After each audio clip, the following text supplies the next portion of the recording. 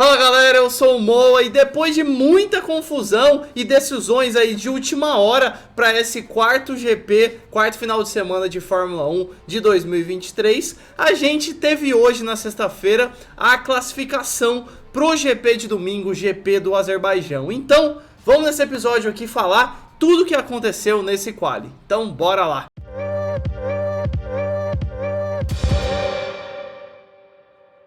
E como a gente comentou, depois de muitas mudanças aí que a gente teve, principalmente nessa última semana, na terça-feira, há 3 dias atrás, a gente teve simplesmente a mudança do formato de final de semana, quando tiver corridas sprint para esse ano de 2023. A gente fez um episódio aqui no Reaceleração, mas resumindo, agora a gente não vai ter mais 2 treinos livres nos finais de semana de sprint. A gente vai ter um treino livre na sexta-feira e uma classificação para sprint no sábado de manhã. Mas vamos falar aí o que aconteceu. E nessa sexta-feira, 28 de abril, a gente começa, o final de semana para o GP do Azerbaijão. A gente começou na sexta-feira com 2 eventos, Um treino livre de manhã e o treino livre de manhã foi às 6h30 da manhã aqui do Brasil e a classificação às 10 horas. Mas lembrando que essa classificação é a classificação para o domingo. O grid de largada que a gente fala hoje já vai ser para o GP mesmo do Azerbaijão no domingo. Então como que foi essa classificação? No Q1, logo no começo do Q1, os carros saíram para a pista para começar a dar as primeiras voltas, aquecer pneu e tudo mais. Logo no começo, o De Vries já foi com o bico do carro no muro. Aí acontece, quando o carro vai para o muro, acontece o quê? Bandeira vermelha, todo mundo pros boxes. Depois disso a gente ficou uns 10 minutos bons aí parado até refazer ali a barreira de pneus e tudo mais, que não é mais de pneus, mas é modo de falar. A barreira ali de proteção e retirou o carro do De Vries. E aí obviamente, De Vries vai largar em último lugar porque abandonou, não tinha feito um tempo já, mas muito ruim. E aí aconteceu o quê? A gente voltou, todos os carros voltaram para a pista no Q1. Logo na segunda volta, quando voltou, Gasly bateu no muro. Não como o De Vries bateu em cheio o bico do carro, mas o Gasly bateu meio que a lateral do carro, acabou dando ruim. Ele ainda conseguiu levar o carro um pouquinho. Então, De Vries em último, Gasly em penúltimo. Obviamente, os dois abandonaram no Q1. E depois dessa segunda bandeira vermelha, finalmente, na verdade, os carros voltaram para a pista e aí não teve mais nenhuma paralisação. Até o final do estouro aí do cronômetro, a gente realmente teve o Q1 acontecendo normal. E no final desse Q1, quais foram os 5 pilotos que ficaram de fora? Eles foram o Guan Yu Zhou, que ficou na 16ª colocação, Hülkenberg na 17ª, olha só a decepção dessa Haas que estava melhorando, hein? Kevin Magnussen na 18ª colocação. O Magnussen, a equipe Haas também pediu, nas últimas voltas ali antes de acabar o Q1, pediram para ele ir pro box. Então o Magnussen no finalzinho ali ele não fez tentativas. E como a gente falou depois, Gasly e De Vries. Então Guan Yu Zhou em 16º, Hülkenberg em 17º, Magnussen em 18º, Gasly na 19ª e De Vries lá no domingo vai largar na última colocação. Péssimo resultado para Haas, que estava vindo muito bem e vai largar lá no finalzinho do grid. Depois a gente teve um Q2 sem muitas emoções, ainda bem que a gente não teve nenhuma bandeira vermelha, bandeira amarela e etc. Então o Q2 praticamente inteiro correu normal e no finalzinho dele foi emocionante, por quê? As Mercedes estavam em perigo de não ir para o Q1, de ficar no Q2. E aconteceu o que no final? O que todo mundo não queria, principalmente Toto Wolff. Hamilton ficou na 10ª colocação, ali no limite para sair, para ficar no Q2 e não se classificar para o Q1. Mas o seu outro piloto da sua equipe ficou no Q2. George Russell ficou na 11ª colocação, não passou do Q2. Péssimo resultado para Mercedes. George Russell vai largar em 11º. E os 5 pilotos que ficaram aí, que foram eliminados no Q2 e não foram para o Q1, foram George Russell, que ficou na 11ª colocação, como a gente comentou, Esteban Ocon em 12º, Albon na 13ª, Bottas na 14ª e Logan Sargent na 15ª. Então as duas Williams ficaram no Q2, que vamos ser bem sinceros, que é um ótimo resultado para as Williams, né? A gente é acostumado a ver as Williams lá atrás, lá no final do grid, pelo menos estão aí, ó, em 13º e em 15º. Não tá tão ruim assim, né? Acho que a péssima colocação mesmo desses 5 aí foi do George Russell, que a gente espera a Mercedes lá no Q1 sempre, né? Mas acabou ficando na 11ª colocação. E a gente agora vai pro Q1, e no Q1 o que a gente esperava, né? Que foi o que aconteceu? Briga de posição, principalmente nos primeiros colocados até o estouro do cronômetro.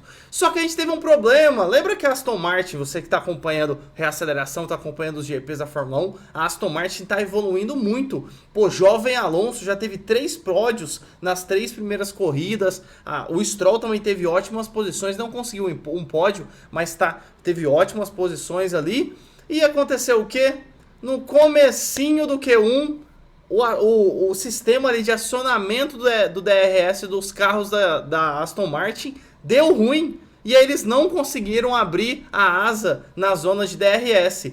E, o DRS nesse GP do Baku é muito importante. Aquela reta principal ali da largada e do final da corrida de Baku tem uns 2 km só de... Imagina, 2 km de reta. Não são os 2 km que tem a abertura de DRS, mas é uma parte muito grande. E só para vocês terem noção, naquele trecho que abre o DRS, o carro com a abertura do DRS em Baku, ele chega a ganhar de 15 a 20 ou até mais km por hora só pela abertura do DRS. Então, se você não abre o DRS num retão daquele, o prejuízo é bem grande. Que acabou gerando uma classificação não lá nas primeiras colocações para os pilotos da Aston Martin nesse Q1. Outra coisa também muito legal de ver foi que o Max Verstappen estava em primeiro no finalzinho ali do Q1. Ele estava em primeiro e o Leclerc estava chegando nele, dando voltas. E teve uma das últimas voltas ali do Leclerc, que o Leclerc fez o mesmo tempo de volta que o Verstappen. Exatamente igual. Tanto que na transmissão, eu tô colocando aqui na tela, na transmissão aparecia o Verstappen em primeiro, com um tempo de 1:40.445, e aparecia o Leclerc em segundo.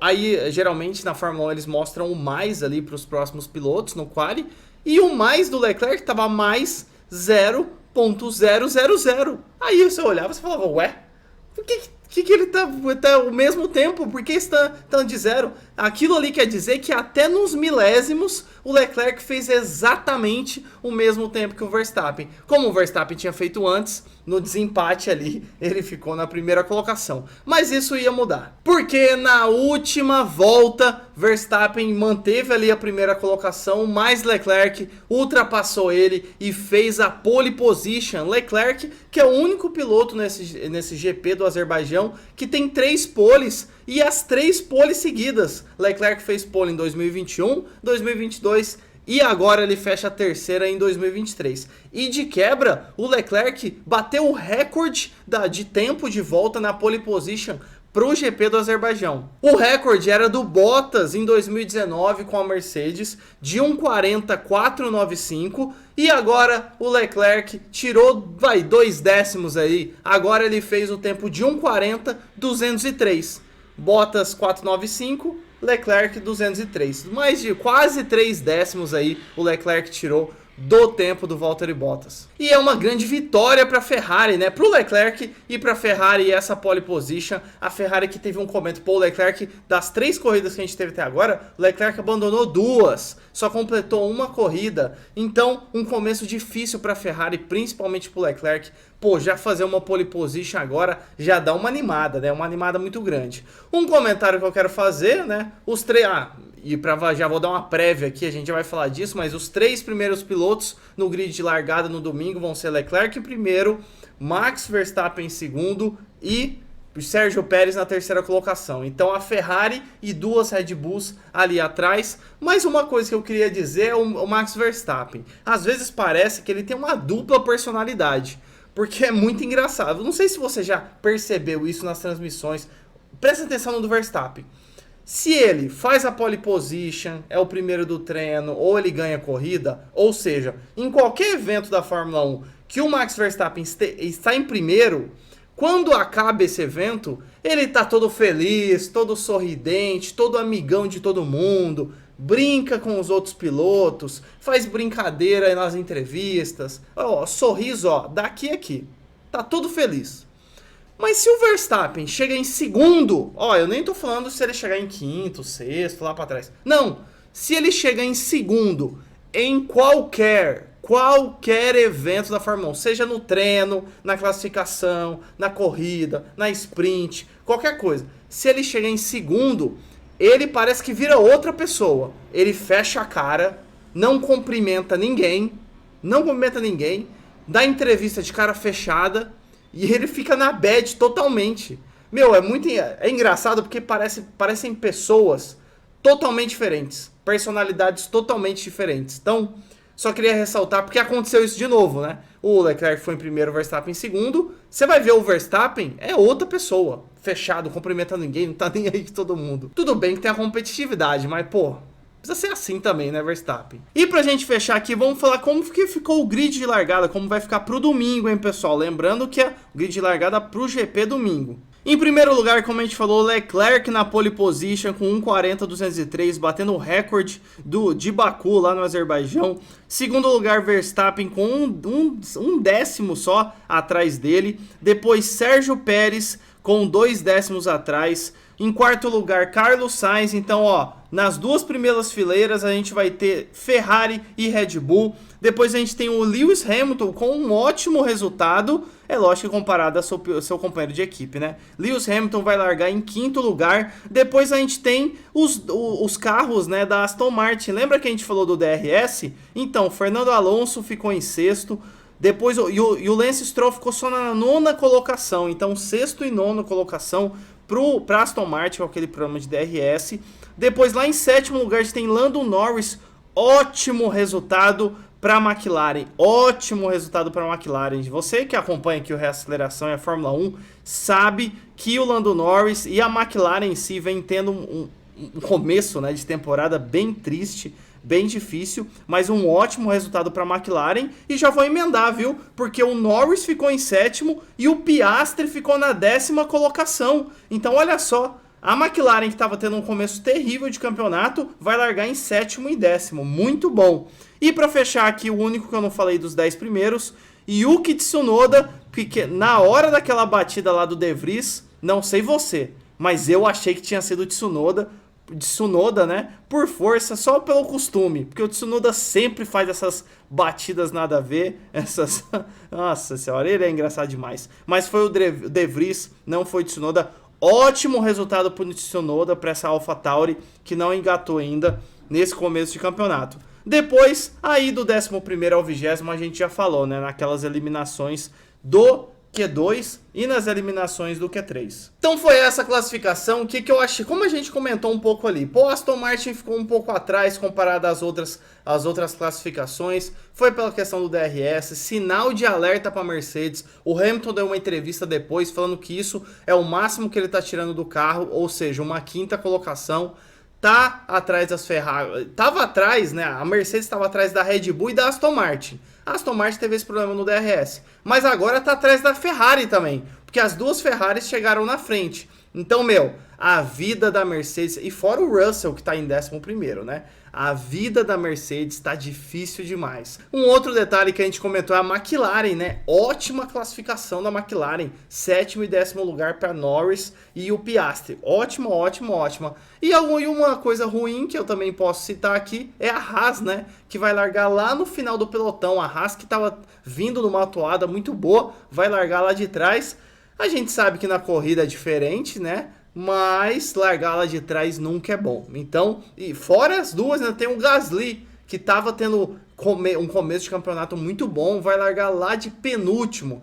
Se bem, né? Se bem que o Gasly já teve uma vez esse ano que ele largou em 20º e chegou e pontuou ainda, né? Então, pro Gasly não está tudo perdido. Fora isso, a gente tem o Leclerc na primeira colocação, que ele próprio disse que vai ser difícil manter essa primeira colocação, porque a Red Bull tá vindo muito bem. A Red Bull que ainda teve uma alteração no side pods dela para esse GP agora no Azerbaijão, em Baku. Teve uma performance boa, mas não conseguiu a pole. Mas no sábado amanhã tem muita coisa que é o dia da sprint, né? Amanhã a gente vem aqui, faz um episódio sobre a sprint pra ver um gostinho, né? Amanhã o dia da sprint vai dar um gostinho pra gente de como que vai ser o GP lá no domingo. Mas no próximo episódio amanhã a gente fala mais como que foi essa sprint. Então é isso, galera. Se você gostou do episódio, deixa um like, fazer com que ele chegue a mais pessoas. Não se esqueça, olha aqui embaixo, se inscreva, siga o Reaceleração para não perder nada de Fórmula 1.